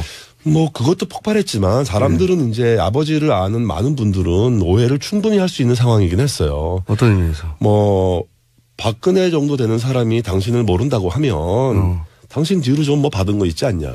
뭐 와서 뭐 미안하다 그러지 않더냐. 뭐 또 보상 좀 받은 거 있냐. 이런 식의 비아냥들이 있었고요. 아, 주변에 두 분의 관계를 알던 사람들이 그렇죠. 오래된 친구로 모른다고 했는데 알 수밖에 없잖아요. 네, 다 약속된 거 아니냐. 예, 뭐 짜고 친 거 아니냐. 아. 뭐 그런 거에 대해서 아버지가. 근데 그런 게 전혀 없었어요? 전혀 없었어요. 아버지는 그냥 한 방에 당하신 거예요, 그냥? 그냥 그거에 폭발하신 거죠. 예. 자기가 결국 그렇게 남겠구나, 사람들 기억에. 그런 거에 대해서는 못 참았던 부분이 있어요. 거짓말도 너무 많았고. 네네. 본인이, 그럼 평소에 이제 아드님한테 항상 했던 얘기고, 거짓말 너무 많이 한다고, 그리고 책임도 지지 않는다, 무능하다. 네네. 뭐 이런 얘기네요, 전반적으로. 네. 그러니까 그 부분들이 이제 어디에 맞닿아 있냐면, 진정서에도 나오고, 예. 표현, 이제 언급되는 표현이지만 국정농단이라는 단어가 나와요. 명시적으로. 아하. 그래서 유신 시절에 최태민이 국정농단을 했던 부분을 검증해야 될 필요성을 제기하셨고, 예. 그 이후에는 이제, 최순실이 어떻게 국정농단을 할 거라는 아하. 그런 가능성도 이제 예견을 하신 거죠. 예. 가까이서 봐왔으니까요. 네네. 예언서에 가깝네요. 이게 사실은. 자, 오늘 특별히 모신 이유 중에 하나입니다. 그러니까 현재 특검은 경제 공동체라고 이제 표현을 했어요. 결국은 이제 최순실에게 돈이 가는 것은, 뇌물이 가는 것은 박근혜 대통령에게 돈이 가는 것과 마찬가지다. 네네. 사실상 경제를 공유해 왔다. 돈을 뭐 이렇게 특검은 발표를 했습니다. 발표를 했는데 두 사람의 관계가 경제 공동체라고 하는 특검의 발표에 개인적으로 동의하십니까? 보아오신 바로는? 뭐 100% 이상 동의할 수 있고요. 그래요? 네. 뭐 사실은 그 조영래 씨가 이 이야기를 또 하나의 가족이란 책으로 조만간 출판하실 계획이신데, 예. 제가 이 책을 이제 출판을 하면서 책 타이틀을 예. 또 하나의 가족이라는 타이틀을 제가 결정하게 됐어요. 어차피 가족이라는 게 이제 가족 공동체라는 거는 경제의 주체를 분리하기가 어렵잖아요. 그렇죠. 의미도 없고. 네. 그러니까 그 정도의 공동체적인 의미가 가족적이다라는 거를 이제 사실은 의미를 가지고 그런 의미군요. 하게 된 거예요. 박근혜 네. 대통령이 사실은 최순실 일가와 가족이었다. 그 정도 가족 관계라고 할 수 있을 정도라는 거죠. 네. 그러면 좀 구체적으로 본인이 보기에 이것은 경제 공동체라고 할 수밖에 없다. 어릴 때는 뭐 그런 표현을 쓰지 않으셨겠지만 네네. 자연스럽게 받아들이셨겠지만 지금 되돌아서 되짚어보자면 이런 것들을 보아서 뭐 틀림없다. 그런 구체적인 사례를 좀 얘기해 주신다면요. 기본적으로 박근혜 대통령께서 대통령 되기 전에 이제 사인으로 계시는 동안에 개인적인 경제 활동을 하신 게 없어요. 돈을 벌어본 적이 없습니까? 네, 소비 생활도 하신 게 없고 직접 소비 활동을 하진 않았으니까. 그러니까 물건도 자기가 직접 사본 적이 없다고 하니까. 뭐 박근혜 씨 집에서 이제 살림을 도와주는 가사 도우미부터 운전기사, 뭐 경비원 이런 사람들도 저희 어머니가 이제 뭐 특히 가사 도우미 같은 경우는 저희 어머니가 아는 분을 지인을 이제 보내주셨고 그분들에게 들어가는 뭐 급여나 비용. 또 생활비, 예. 하다못해 장을 봐서 식재료를 구입하는 비용, 예. 이런 것들을 직접 박근혜 씨가 지불하지 않았으니까요. 아, 그 돈은 어디서 나왔습니까? 임선희 할머니한테서 나와서 저희 어머니가 집행을 하고. 최순실 씨의 모친이자 본인에게 할머니가 되는 네네. 임선희 씨가 그 돈을 다 냈다. 네. 들어가는 모든 돈이 다 임선희 씨로부터 나왔다. 네, 그렇습니다. 네. 본인이 직접 벌어서 뭘 써본 적이 없다. 네네. 그러면 어머님이 이 박근혜 대통령에게는 어떤 역할을 해주셨어요? 어머님은 또? 그러니까 아까 말씀드린 대로 가사 도우미도 저희 어머니가 이제 결정을 해서 보내주신 분을 이제 믿고 이제 오랫동안 한 12년, 13년 이 정도를 이제 일을 해주신 분이 계세요. 그리고 이제 어머니는 자주는 아니라고 하시지만 이제 가끔 박근혜 씨 집을 방문을 해서 가사를 좀 챙겨드리고 또 건강 관리도 좀 챙겨드리고. 건강 관리를 했다는 건 어떤 의미입니까? 많이 몸이 안 좋으시고 아프고 그럴 때는 이제 주사를 좀 놔주시고. 아, 그래요? 어머님이 어머니가 간호사를 오래 하셨어요. 아, 그러셨구나. 네. 그 시절부터 병원을 가기보다는 이렇게 주변에 그냥 비선 의료에 도움을. 그러니까 외부에 노출되는 생활을 좀 많이 꺼렸던 것 같고요. 네. 그리고 이제 믿을 수 있는 사람들과의 관계에서 많은 것들이 이루어지고. 그러다 보니까 이제 외부 활동을 안 하고. 그러면 어머님이 간호사 출신으로 주사도 놔주고 지금 요즘 한참 문제가 되는 이런 영양주사 같은 것도 놔주고. 네네. 각종. 그 시절부터 그렇게 주사를 맞으셨군요.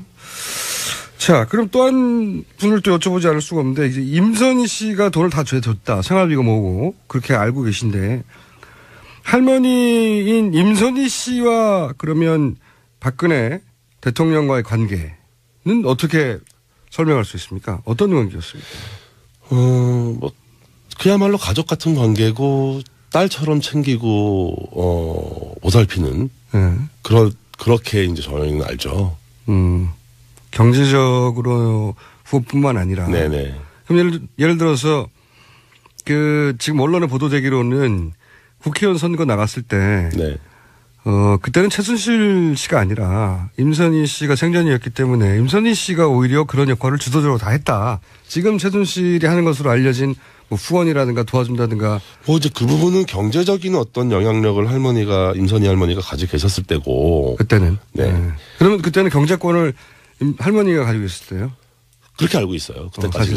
사실상 그때까지는 그렇게 알고 있고, 이제 그때 무렵부터 이제 많이 넘어가겠죠. 나이가 있으시니까. 네네. 근데 이제 어쨌든 그때까지는 할머니가 주도적으로 이제 행사하고 관여하실 수 있었고. 그러면 예를 들어 선거에 나갔을 때 필요한 선거 자금 같은 경우는 그 역시 할머니가 챙기셨나요? 그렇죠. 저희 할머니가 여행용 트렁크에 실어서 갔다. 여행용 트렁크에? 예. 현금을 실어 갔다. 이런 얘기를 제가 아버지한테 들었으니까. 아버지한테? 네. 아버지도 그러면 그때 당시에 그 선거에 도움을 주기 위해서. 아버지도 가셨대요. 거기 선거 사무실에도 가고. 그때까지만 해도 이제 다. 네네. 할머니가 돌아가시기 전까지, 그러니까 할머니 2000년이 되기 전까지만 해도 할머니랑 그렇게 뵀던 관계이기 때문에. 근데 이제 2000년이 가까워오면서 급격하게 이제 벽이 생기죠, 할머니하고. 그러면 선거 자금도 역시 임선희 씨로부터 나왔다고 봐야 되겠네요. 네, 그렇게 생각하고 있습니다. 그러니까 아버님 보시기로는. 네네. 아버지한테 직접 들으신 얘기죠. 네네. 네. 그때 이제 국회의원 처음 당선됐는데 그 트렁크에 현금을 실어서 날랐다. 네네. 할머니 돈을. 네. 나중에 이제 그 기사를 보고 다른 또 보도를 보니까 운전해 주셨던 기사분도 그렇게 했다고 얘기를 하시더라고요. 그건 운전부사가 본 것이고. 예, 그래서 본인 아버지한테 직접 들은. 예, 그렇죠. 그래서 그걸 나중에 보고는 이게 진짜 그렇구나라는 걸. 그때 그냥 듣기만 했는데. 네네. 설마 진짜 그랬을까 싶은 생각도 들었었는데. 어릴 때는. 그런 얘기를 아버지 돌아가시기 전에 저한테 많은 말씀을 하셨거든요. 이제 그때 들었던 얘기들이 대부분. 그때 당시 선거를 그러면 진두지휘한다고 할까요? 예를 들어서 그때는 돈을 많이 쓸 때거든요. 봉투 막 나눠주고 그럴 때인데 그런 역할도 임선희 씨가 했었나요? 저희 할머니가 기본적으로 손 크신 분이기 때문에 그런 역할을 하셨다면은 부족하지 않게 주지 않았을까. 그렇군요. 그리고 특검에도 참고인으로 나가셨죠. 네네. 최근에. 특검에서는 어떤 걸 물어봤고 어떤 내용을 진술하셨어요? 이제 할머니 재산 관련해서. 재산 역시. 예, 이제 차명이 어떻게 형성되어 있는지, 그 많은 차명을 사용했던 사람들이 이제 대부분 가족 관계에서. 그러니까 먼 친인척까지 다 동원됐다고요? 예, 다 동원됐기 때문에 그 중에 이제 어떤 사람들과 관계를 파악할 수 있냐, 알고 있느냐는 거. 아, 이 사람들이 누구냐? 네네, 주된 질문이었고요. 이름들이 너무 많이 나오니까. 제가 모르는 건 모르고 아는 건 안다고 말씀드리고. 본인이 아는 이름도 등장하던가요? 예, 있었습니다. 네. 그런데 이제 그분들이 이제 차명으로 그런 재산을 관리하거나 그 사람 이름으로 되어 있었다는 거죠. 네네. 그렇습니다. 근데 이제 본인이 모르는 이름도 많이 있었고. 예. 그렇군요. 그 차명 관련을 확인해 주려고 하셨군요. 그러니까 임선희 할머님 중심으로 해서 할머니의 친인척 관계, 최태민 씨도 관련이 있겠지만 친가 외가의 친인척들이 쫙 있던가요? 거의 망라돼 있다고 봐도 무방할 것 같고요. 깜짝 놀란 건 저희 외조부님 이름도 나오니까. 외조부님요? 예, 사실은 연결고리가 없거든요. 아하. 저희 외할아버지가, 저희 친할머니의 그 차명 관련에 연결될 가능성은 없는데, 네. 어떻게 보니까 저희 외할아버지 이름도 나와요. 그래서, 이게 그 당시에 아버지가 진짜 무슨 짓을 했었던 건가. 저 자체도, 저 스스로도 좀 의아하죠. 그런 역할을 아버지가 하셨군요. 네네. 그리고 나서 아버지는 그런 식으로 박정희 전 대통령의 재산을 사실은 세탁이죠, 세탁을 해서 이렇게 합법적으로 차명으로 뿌려놓은 것에 대해서 후회하셨다, 나중에. 그러니까 그 전체 과정, 어느 한 부분만 개입하셨다고 보기는 사실 어렵고요. 네. 좀 큰 맥락에서 보면 전 과정에 개입을 하셨는데, 그 전체가 후회스러운 거였겠죠. 네. 그러셨구나. 네. 아버님 돌아가신 게 아쉽네요. 지금 사실 살아계셨으면 누구보다도 정확하게 본인이 직접 하신 일이니까. 아버지가 살아계셨으면 대통령 되시기 힘들지 않았을까. 힘들었지 않았을까 생각하죠. 그렇겠군요. 네. 그 초기 75년부터 시작해서 그 전 과정을 다 함께 하셨으니까. 네네. 그리고 총괄도 했고, 당연히 그 속에는 자금도 들어가고, 네네. 그리고 지금 말씀하셨듯이 외조부까지 등장할 정도로. 네. 그러니까 양가, 최태민 씨도 결혼을 워낙 복잡하게 해가지고 친척이 많지 않습니까? 양가 모든 족보를 놓고 이렇게 다 뿔뿔이 재산을 차명으로 숨기거나 했을 가능성이 높겠네요. 그렇게 보고 있습니다. 네. 개인적으로는 그런 심증이 많죠. 그러면 지금 특검이 확인했다고 하는 한 2,700억도 그게 다가 아니라고 생각되시겠습니다? 특검이 끝나고 검찰로 수사가 넘어갔잖아요. 예. 이제 검찰이 좀 더 치밀한 수사를 이어간다면, 예. 더 정확한 관계를 좀 밝힐 수 있지 않을까. 그게 중요한 이유는 이제 이 국고 환수 문제로 예. 어떻게 이 논의가 이어질 거냐. 정말 국고 환수가 실현될 거냐. 그 부분을 좀 주의 깊게 보고 있습니다. 지금 하신 맥락에서 쭉 이야기를 정리하면 결국은 박정희 대통령의 어떤 그 비자금이랄까요? 돈으로부터 이 종잣돈이 시작된 거네요. 그렇습니다. 네. 그게 이제 최태민 씨 소유로 이전이 됐고 그것이 차명으로 뿌려져 있었고 그리고 그게 이제 박정희 대통령 돈으로 시작됐고 관리는 최태민 씨 쪽이 했기 때문에 사실은 뗄래야 뗄 수 없는 종잣돈은 여기서 나왔지만 관리는 최순실 일당이 한 거기 예. 때문에 공동체다. 예. 그래서 제가 이제 또 하나의 가족을 얘기하게 된 이유이기도 해요. 이 책을 굳이 꼭 쓰셔야 하겠다고 결심하는 계기가 있나요? 한국에 들어오기 전에 이거를 사실 초고를 쓰면서 예. 이제 쓰게 된 계기가 있어요. 한국에 굳이 돌아오신 이유는요? 휴직을 했어요. 휴직하고 책을 좀 내야겠다. 최순실 사태 터지고 나서? 네네. 터지는 초기에 이 사태를 보면서 이제 아버지에 대한 보도가 나오고. 그렇죠. 아버지 육성이 이제 방송에서 나오는 걸 보고 예. 마음이 굉장히 괴롭더라고요. 괴로우셨겠죠. 잘못하면은 정확하지 않은 역사가 남으면 좋지 않겠다. 본인이 아는 한. 네, 아는 한. 최대한 진실을 좀 남겨야겠다는 생각을 했었고요. 사실 솔직히 말씀드리자면 아버지가 불쌍해서 시작했어요. 아들 입장에서. 좋은 일은 아니고 불의한 일에 가담했지만 평생 한 일에 대해서 부정당하고 모른다. 부인당하는 그 아버지. 당당한 일이라도 했다면 차라리 괜찮겠지만 그런 아버지가 불쌍하고 눈물이 나더라고요. 그래서 이거 좀 책으로 써서 진실을 좀 남겨야겠다. 그리고 그렇게 그렇게 아버지가 이제 그 생을 마감하기 직전에 절대 저 사람 대통령 되면 안 된다고 했던 사람이 결국은 됐고요. 네네. 그리고 아버지가 예견했던 그대로 국정농단이 일어났고. 자, 그러면 이 책을 통해서 아직 책도 나오지도 않았는데 저희가 이제 인터뷰를 하는 겁니다. 얼마나 훌륭합니까, 저희 방송이. 감사합니다. 예. 네. 이 책을 통해서 국민들에게 꼭 하고 싶은 이야기가 있습니다. 네. 네. 어떤 겁니까? 우리가 알고 있는 이 마주대한인 이 현실이 본질은 부정부패다. 그렇죠. 오래된 부정부패라는 거죠. 이 본질을 벗어나면 다른 논의로 빠지게 돼요. 이제 프레임이 바뀌는데 이게 무슨 뭐 권력 경쟁도 아니고 뭐 신구 세력의 경쟁도 아니고 뭐 보수와 진보의 대결도 아니고 이건 그냥 완벽하게 100% 부정부패 얘기다. 이거를 뿌리 뽑는 계기가 돼야 되겠다. 그래서 이게 저는 개인적으로 탄핵 반대합니다. 아 그래요? 네. 뭐 탄핵이 된다면 적당하게 타협하고 적당하게 이제 협의해서 또 이제 뭐 소위 말하는 구렁이 담 넘어가듯이 넘어가는 그런 걱정을 하신다 오히려. 다음 세대와 이전 세대 중간에 있는 제 입장에서 본다면 탄핵으로도 부족하다고 생각하시는군요. 네, 그렇습니다. 네. 탄핵이 절대 되면 안 된다가 아니라 탄핵만으로도 이 책임을 다 물을 수 없다. 네네. 그런 말씀이시네요. 네네. 자, 오늘 말씀 감사하고요. 오늘 여기까지 듣고 저희가 책이 제대로 나오면 저희 다시 한번 모시겠습니다. 네, 알겠습니다. 네. 그 전까지는 딴 데 인터뷰하시면 안 됩니다. 자, 어려운 자료 해주신 최태민 씨의 의붓아들, 조순재 씨의 장남. 예, 이분들의 이름을 다 알아야지 결국 오늘의 주인공님이 등장합니다. 장남 조영래 씨였습니다. 감사합니다. 네, 감사합니다.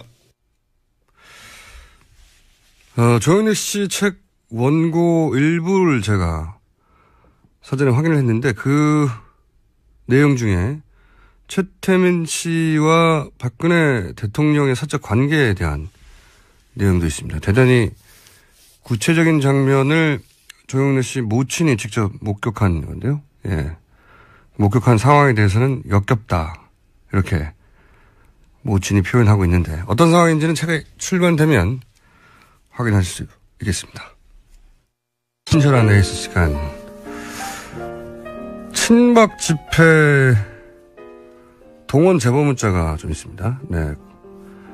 김천에 사시는 외숙모가 이 탄핵 반대하는 친박 집회에 참석하셨는데 일당 5만 원을 받고 하루 종일 고생하셨다. 네. 이 일당 5만 원에 대해서는 일단 이분의 주장이고요.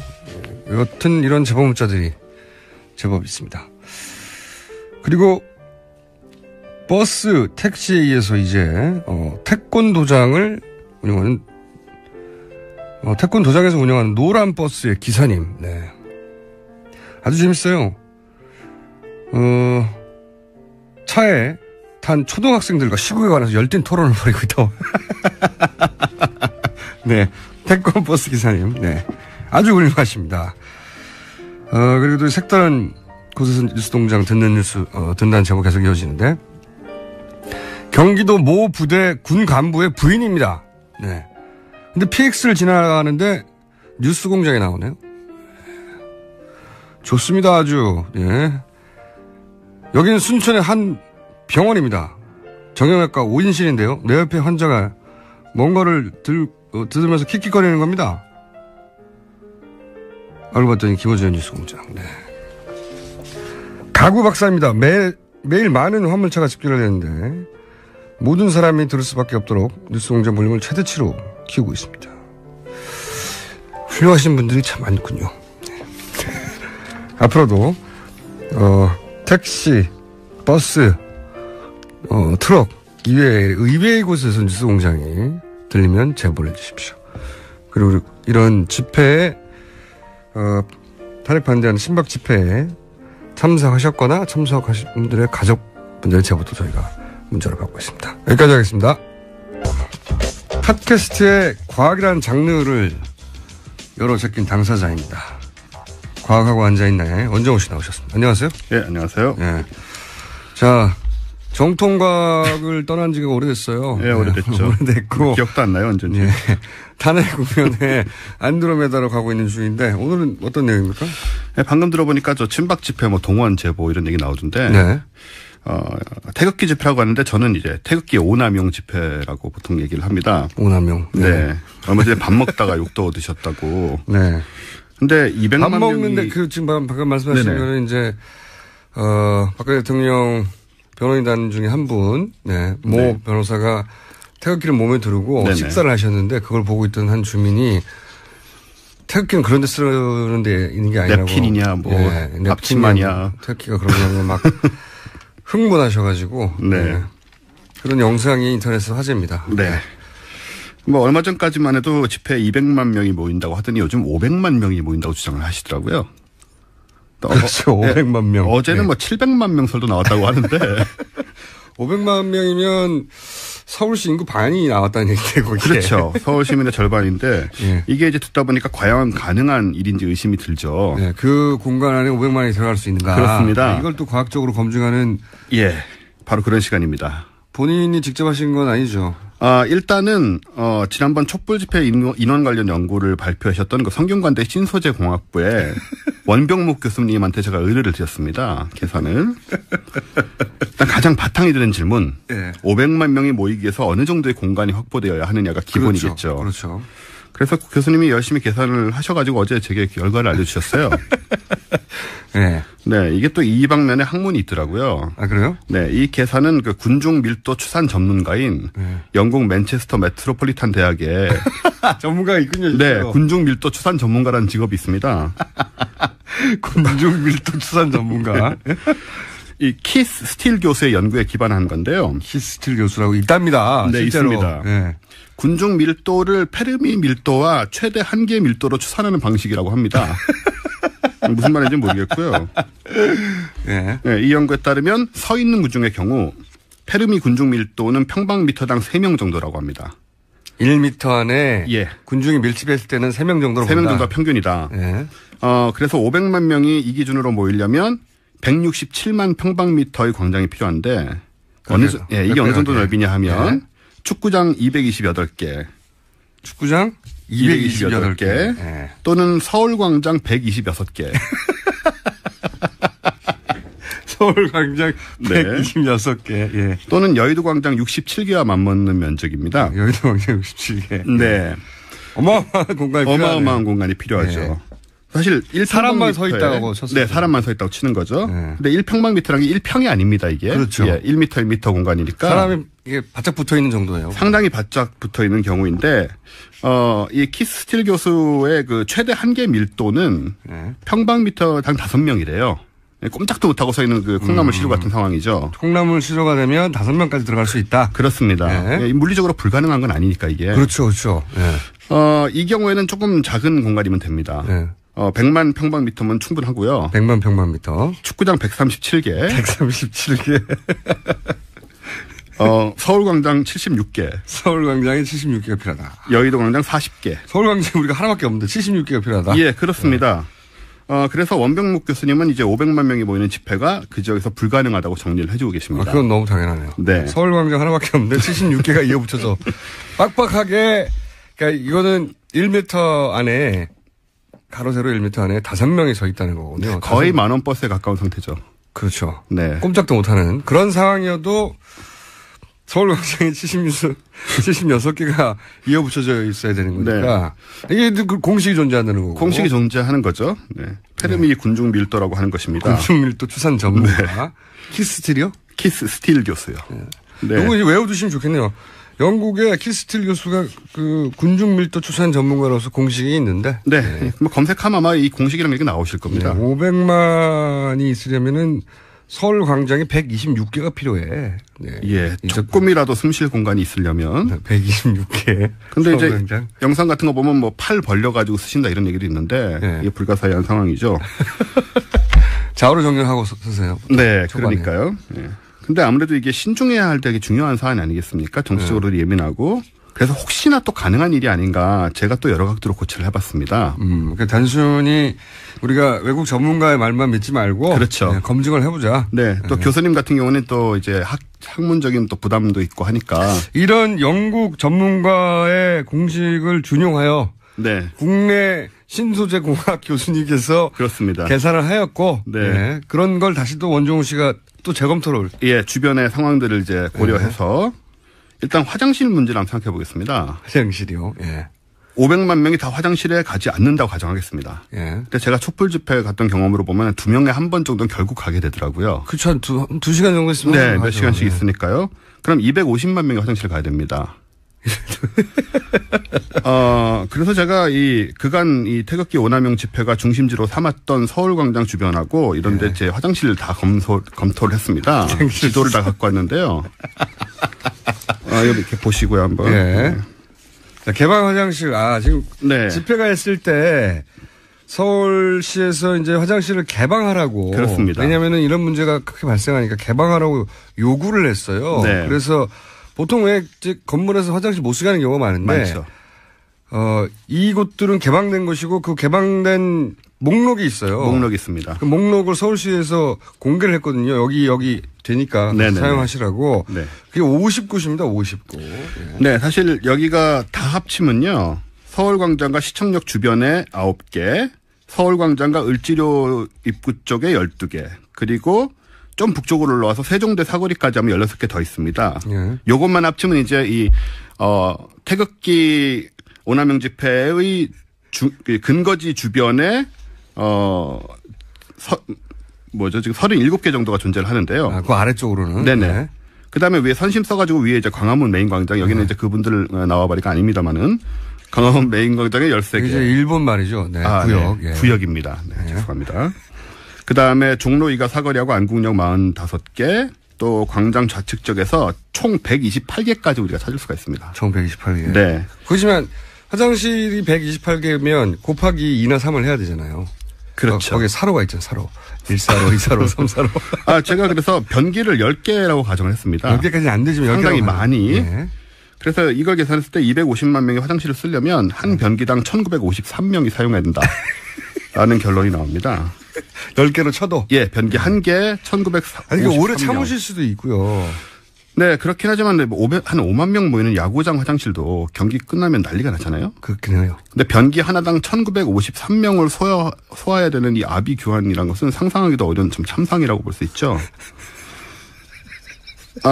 그리고 또 다른 관점으로 우리가 아까 일당 얘기를 하셨는데요. 참상이죠, 참상. 네. 일당으로 한번 생각을 해보자. 일당. 만약에 물론 이것은 일부. 예, 그렇습니다. 그런 장면들이 언론에 포착된 적은 있지만 그 모든 분들이 일당을 받는다고 말할 수는 없는 상황이에요. 그렇습니다. 네. 예, 해놓고 나서. 하지만 만약에 다 받는다라고 가정을 하면. 만약에 다 받는다고 하면. 500만 명의 경우에 이제 5만 원씩 받으면 2,500억 원의 현찰이 필요합니다. 그건 말이 안 되고요. 예. 그래서 10분의 1만 받는다고 쳐도. 예, 5천원씩 받는다. 250억 원이 필요합니다. 큰 돈이에요. 큰 돈이죠. 만약에 이게 그분들 말씀대로 500만 명이 모인 게 사실이라면 이 막단 자금 출처를 또 설명을 하셔야 되는 거고요. 근데 저는 네. 적어도 버스는 동원되는 게 확실하거든요. 네네. 어쨌든 지방에서 오시려면은 그렇죠.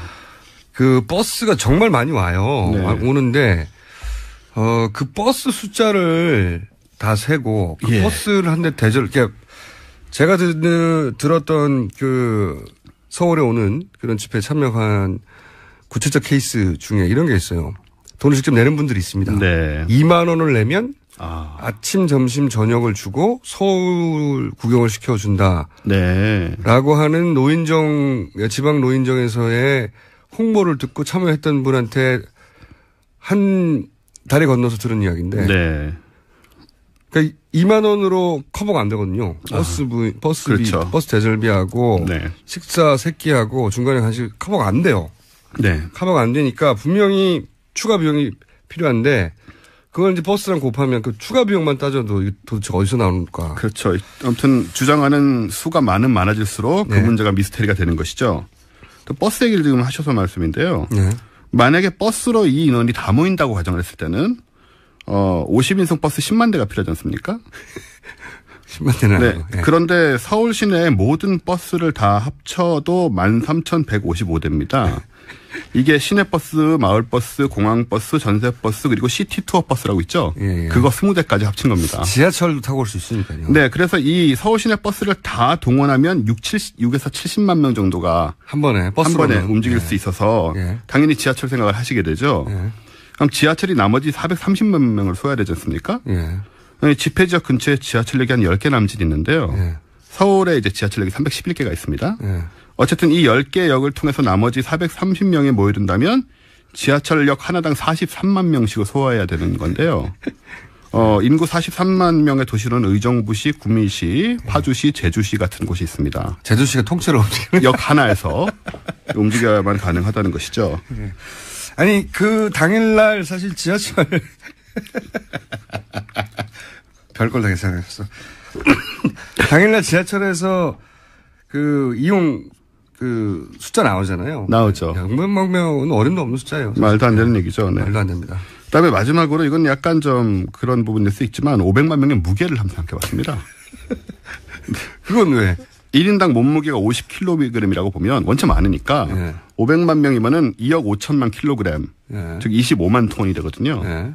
이게 저 삼성중공업 자료에 따르면 길이가 300m가 넘는 초대형 유조선과 같은 무게입니다. 근데 이 서울광장 덕수궁 일대 아래로 전철들이 지나는 곳이지 않습니까?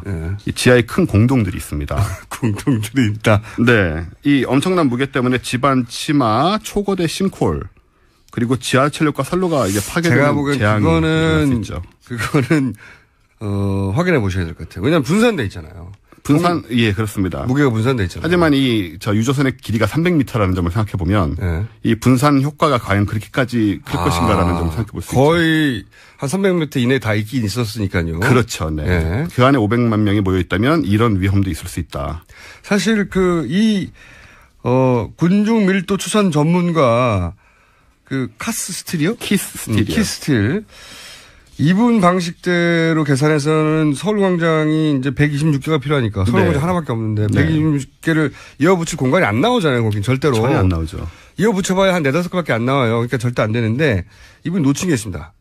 뭐냐면은 서로 목마를 태운다든가. 육체적으로 좀 힘드시지 않을까요? 스크름을 짜고 그게 인간 탑을 쌓는다든가. 그렇군요.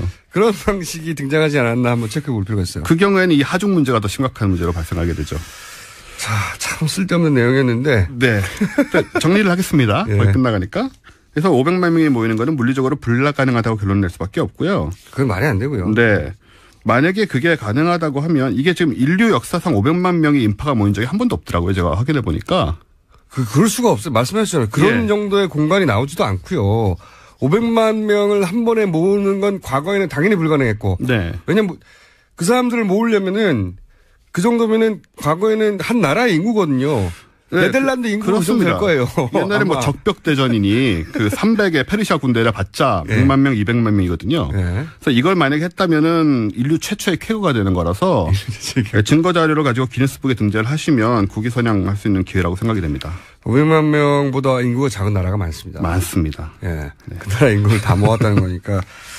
이렇게 말하고 싶은 거겠죠. 500만 명이라고. 지난번 촛불 집회에서 100만 명 그랬었죠. 100만 명 모였다고 했을 때 그때는 실제 지하철을 이용한 고객 수가 100만 명에 도달했죠, 거의. 그 경우는 과학적으로 거의 뒷받침이 됐었죠. 500만 명은 아니다. 네, 이 경우는 신화라고 전설이나 신화라고 얘기하고 싶습니다. 과학이 아닙니다. 단순하게 생각하시면 돼요. 서울광장 126개니까 126개를 지도에서 쭉 이어서 붙여보시면 서울역을 지나서 용산 가까이 갈 겁니다, 아마. 자, 제가 보기에는 이 과학하고 앉아있네가 아니라 계산하고 앉아있네로 바꿔야 돼요. 네. 프로그램 제목을. 앞으로 계산할 일이 또 등장하지 말아야 될 텐데. 네, 다음 주부터 이런 얘기 안 할 수 있었으면 좋겠습니다. 자, 지금까지 원정호 씨였습니다. 저는 김원준이었습니다. 당연히 내일 또 뵙겠습니다. 안녕!